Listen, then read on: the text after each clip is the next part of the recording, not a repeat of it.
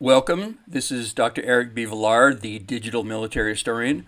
I'm doing a short little demo here. I'm going to be doing a series on one of my favorite films of all time, The Thin Red Line, 1998 film by Terrence Malick, based on a 1962 book by James Jones. But the film is absolutely a masterpiece, and so I want to do a lot of analysis. This is just an experiment. I'll see if I get copyright blocked or anything else might go wrong, so just bear with me. But I wanted to take a short scene from the film and do a little analysis. So this is the first meeting between Private Witt and Sergeant Welsh, the two people that are really the center of the film and set up the themes that Malick explores throughout. So we are jumping in to the movie after it's started. So this is not the first scene. Basically, what you need to know is Private Witt, played by Jim Caviezel, had gone AWOL, and so he's now basically in the brig. And the first sergeant, Sergeant Welsh, is coming down to talk with him. And what doesn't appear in this clip is that this is not the first time Witt has gone AWOL. And Welsh says something to the effect of, when are you going to wise up? How long you been in the Army? 6 years, right? 6 years. Well, that's very interesting because this is late 1942. And if he's been in 6 years, first off, he got in the Army long before the United States got involved in the war. And he's still a private, so clearly he's not interested in climbing the ladder. He's got authority problems, but the fact is that it makes you wonder, well, why did he join the Army? Was it the Depression? Was it something else? It certainly begs some questions that we will have to think about later. Truth is, you can't take straight duty in my company. You'll never be a real soldier. Not in God's world. This is a telling moment because if you know the backstory of this movie, this is something that happens in late 1942, and these are soldiers. These are part of the 25th Infantry Division. In fact, 1st Battalion, 27th Infantry, the famous Wolfhounds. And they're going to basically mop up Japanese resistance on the island.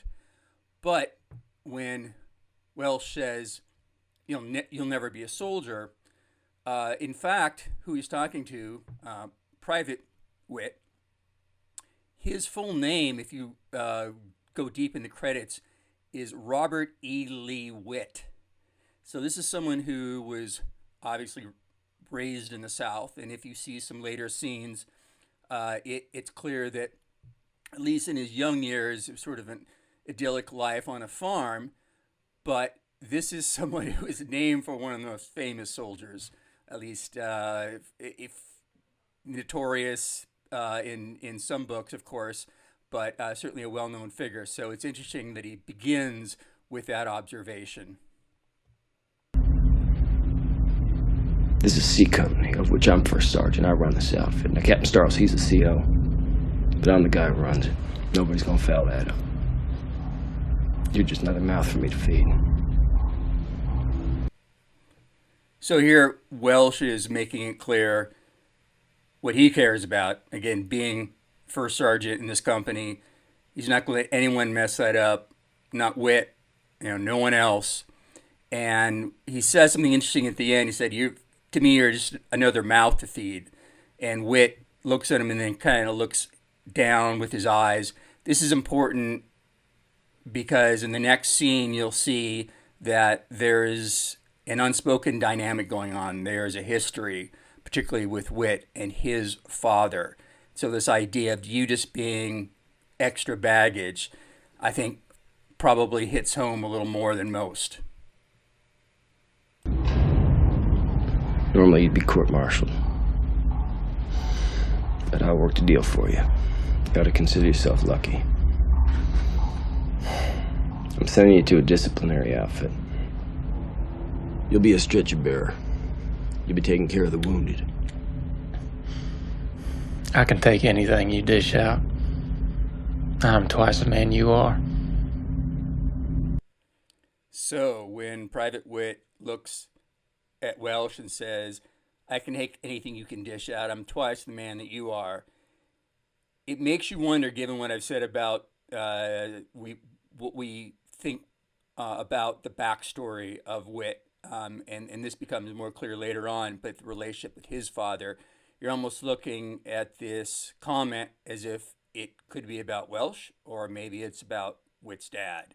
But there's a defiance there, which is, I think, telling, and Welsh's reaction also is very telling because he doesn't get mad. He just sort of looks side glance and has a sort of wry smile on his face, like, "Yep, I'm wiser than you are. So if you want to think that, go ahead, son."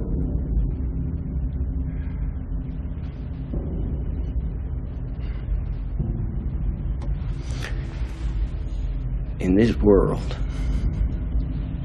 a man himself is nothing.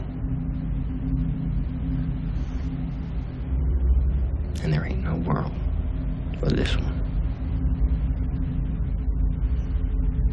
You're wrong there, Top. I've seen another world.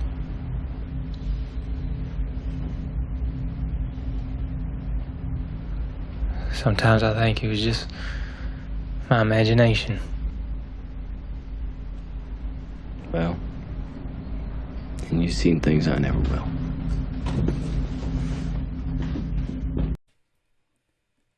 And there, really, in its purest form, is the heart of the film, the thematic core of what happens afterward, and what we are wrestling with, the nature of meaning and existence. And Welsh is the sort of guy who's a realist. He sees world as blood with, red with tooth and claw. There is nothing that is ennobling about it. There's no greater purpose. You just have to keep your head down. And Witt, by contrast, believes that he's seen something greater, some higher purpose, some deeper meaning, and is that relationship between the two that is going to inform the rest of the film. And I think also in a way explains the bond that they have, because you see Welsh has a soft spot for Witt for reasons I think we'll come to understand. But I think in a way he admires him. He wonders about him. He thinks he's not quite all there, but in a sense he feels like, yeah, it must be nice to feel that way. I just don't see it.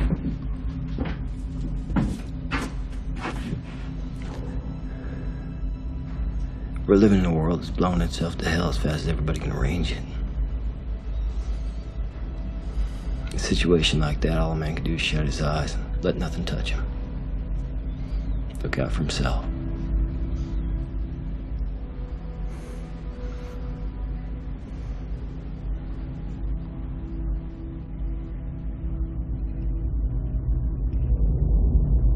I might be the best friend you ever had. You don't even know it.